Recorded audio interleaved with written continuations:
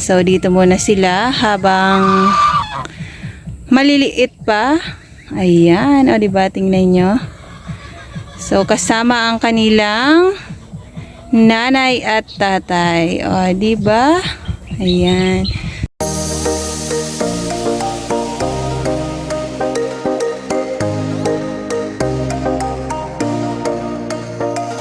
Bibisitahin namin ni Habi yung aming alagang gansa kasi kanina pagpakain ko ng aso, may natanaw na nga ako, abay may inakay na ang aming alaga.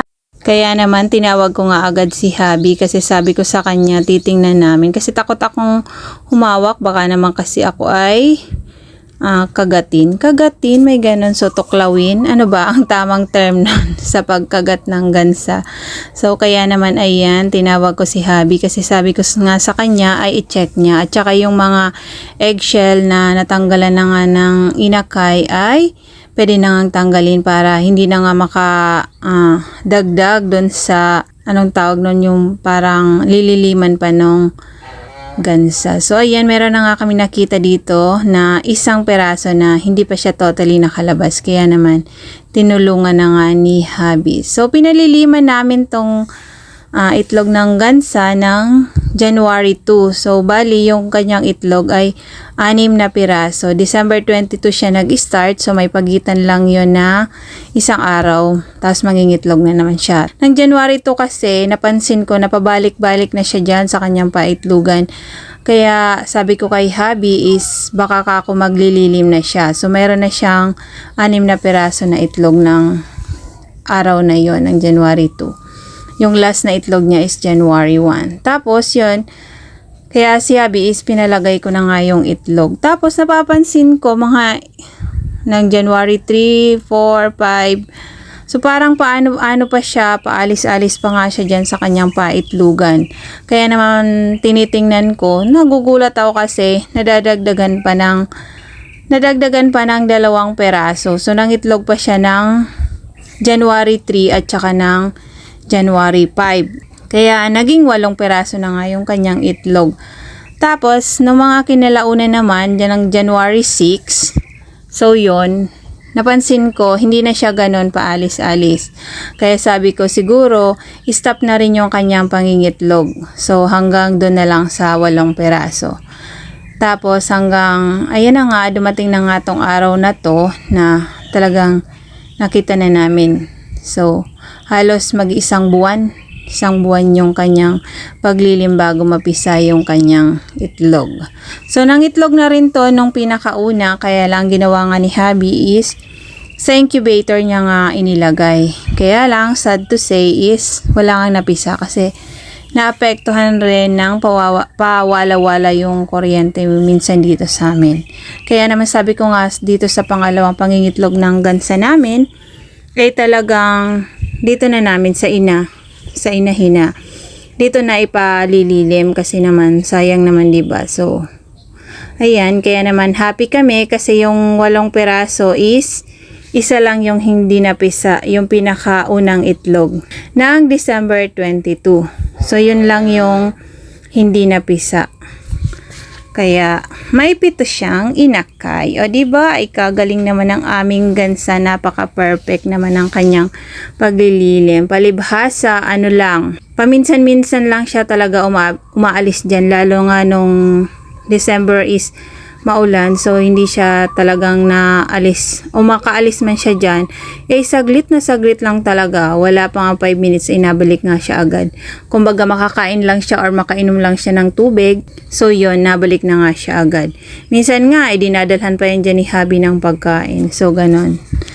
Kaya natutuwa nga kami kasi ayan, o diba, so may 7 pirasong inakay ang aming alagang gansa. So yung mga tinulungan ni Habi na buksan, so yun na lang yung aantayin namin na makalabas. Tapos ayan, o diba, magpapalakas na lang sila.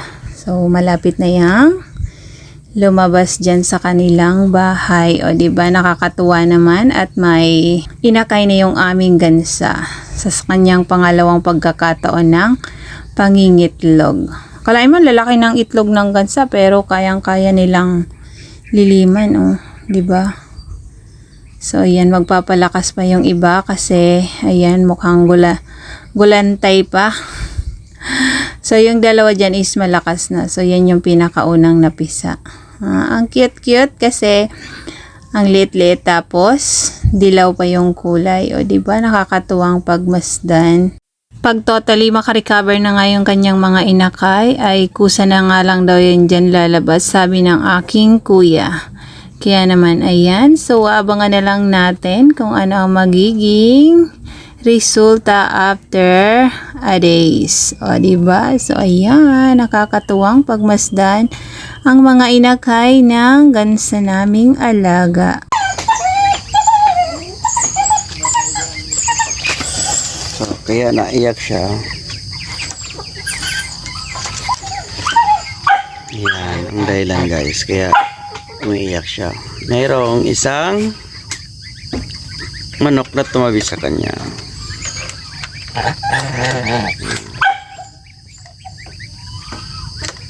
Nagpapainit din yung isang sisiw katabi ng gansa.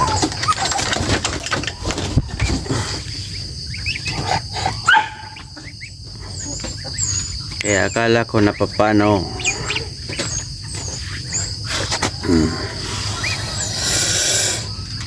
Nagagalit tuloy yung gansa.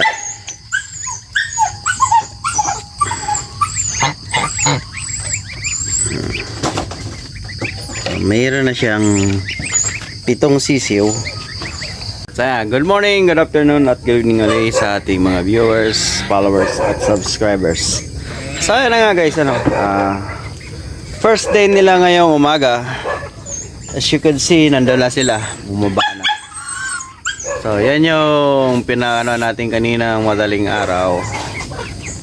So ngayon ay bumaba na sila kasama na kanilang mga magulang. So ang nakakatawa lang dito ay ang bilis nilang makagala, no? So ayun na kagad sila.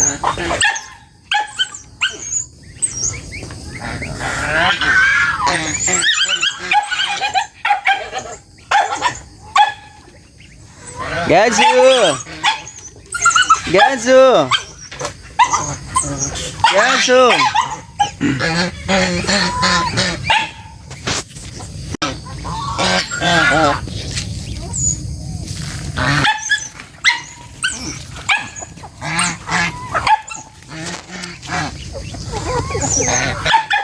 So, tingnan nyo naman yung mga manok. Nagsilapitan.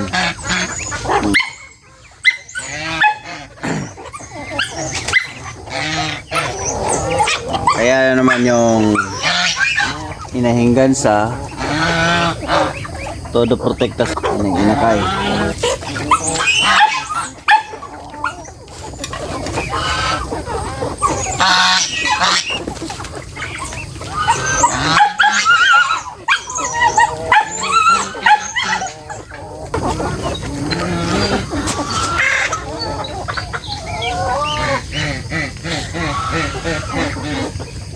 So, andun na sila sa baba. Mukhang dadalhin doon sa tubigan yung kanyang anak.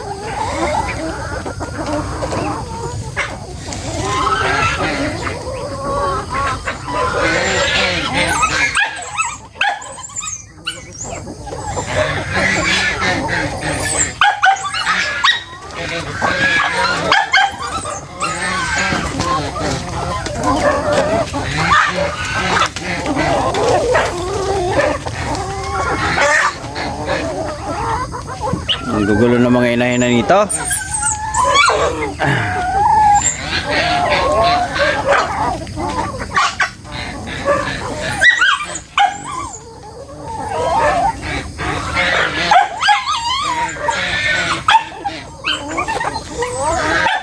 Wala sila, malayo na.